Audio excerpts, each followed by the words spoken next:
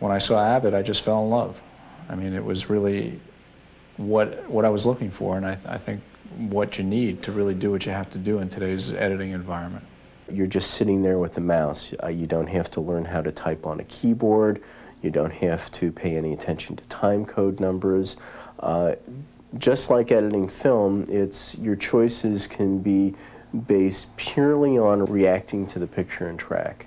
It allows you to do everything that you're familiar with doing in editing effortlessly and painlessly. There's no limitations to what you could do. The Avid One Media Composer is a fully digital, random access, non-linear editing system based on the Macintosh 2X personal computer.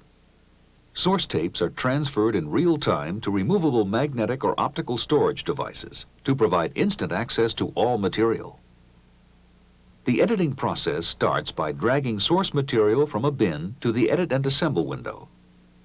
In the source monitor, every frame is instantly accessible using the position bar. Clicking on the play button provides full frame rate NTSC or PAL playback.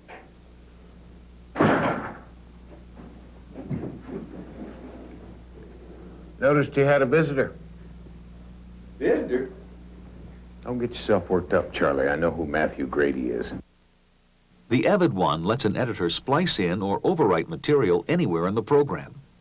For example, let's put in a cutaway to Ethan's horse as he looks out the window. We can go to a bin and drag a horse cutaway over to the source monitor. Scrolling through the clip lets us check the in and out marks. Clicking on the Splice In button performs the edit instantly. Let's use the timeline to position ourselves just before the cutaway. In head frame mode, we can actually see the cutaway, and you can also rearrange shots. Back in the Edit and Assemble window, we can play through the cutaway. The timeline has turned into be a very, very valuable part of it. It's very easy to see if you have a black hole or if you left a piece of audio out somewhere. I mean, it's right in front of you. You don't have to search and listen to the whole tape to see that you left out some room tone somewhere. It's immediately obvious that it's gone. And the idea of the timeline, graphically laying it out just like a synchronizer, makes it very convenient and very familiar to me. Once an edit has been made, it's easy to adjust it by adding or removing frames using the transition editor.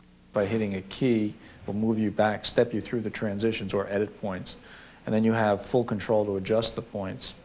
Either move them in sync together or move one and add a little more video to the tail of one or a little more audio to the head of the other, or to split off the audio and video, and it's all right there in front of you in real time as you do it.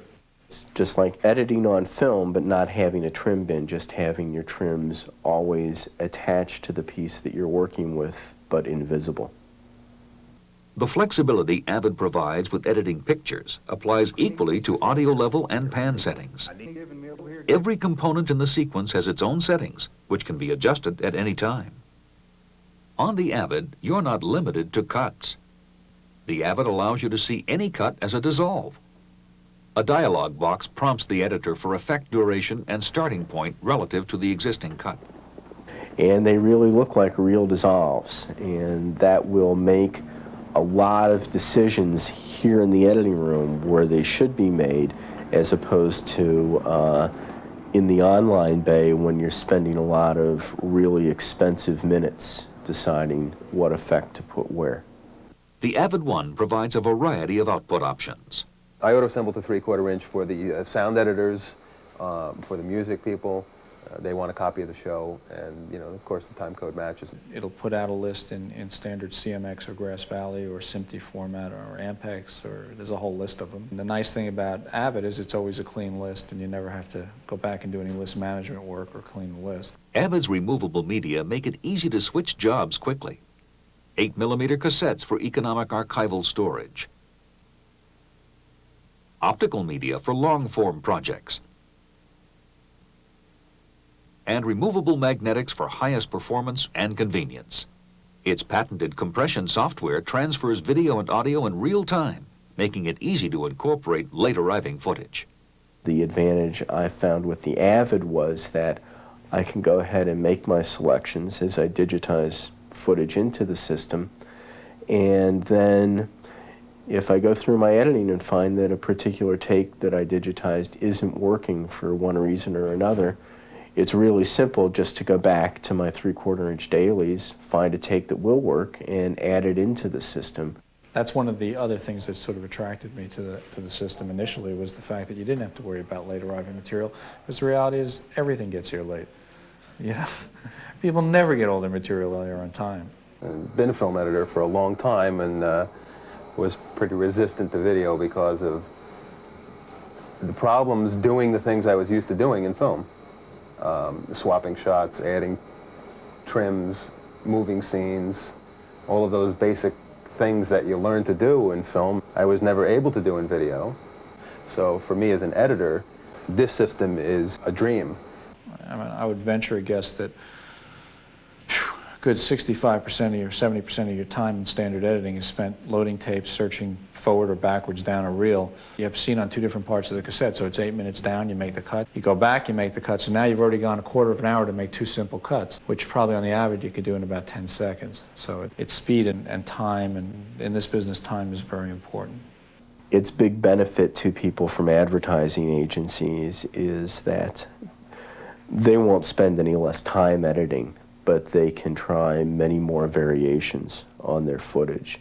Once we had agreed on the cut for the first spot, send it to the sequence bin, bring it back into the source monitor, add it to the end of the first spot, go in and change the 1 or 2 scenes that we needed to, and it took just about as much time as it just took me to say it, to actually accomplish it.